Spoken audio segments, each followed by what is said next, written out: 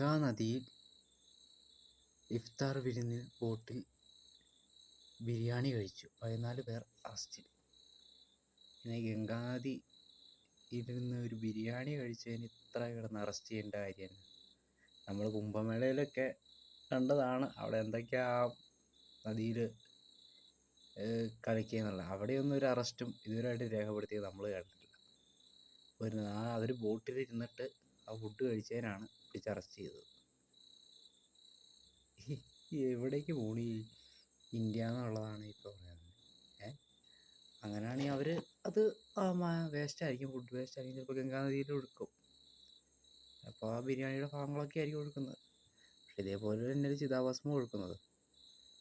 ഗംഗ എത്ര ഇപ്പോൾ പറയും കുറേ പേര് ചെയ്യും ആ ഗംഗ ഒരു പവിത്രമായ നദിയാണ്. ആ പവിത്ര നദി നമ്മൾ കുംഭമേളയെ കണ്ടാണല്ലോ. ചിലപ്പോൾ അവർ വേസ്റ്റ് കളഞ്ഞാലും അതത്ര കൊണ്ട് ഗംഗ മലിനപ്പെടുകയൊന്നുമില്ല. ഇവർ ബിരിയാണി കഴിച്ച ആ വേസ്റ്റിനേക്കാൾ ഏറ്റവും ഇരട്ടി മാലിന്യങ്ങൾ അവിടെ കൊണ്ട് തള്ളണമെന്നറിയാം. അതിനൊന്നും ആൾക്കാർ കേസ് എടുക്കണില്ല, ഇവരായിട്ട് അറസ്റ്റ് ചെയ്തിട്ടില്ല. പ്രത്യേകിച്ച് ആ കുംഭമേളയിൽ സംഭവിച്ചത് അവിടെ ഒരു പോലീസിൻ്റെ ഒരു സാന്നിധ്യം പോലും കണ്ടില്ല. ഇങ്ങോട്ട് പോകും.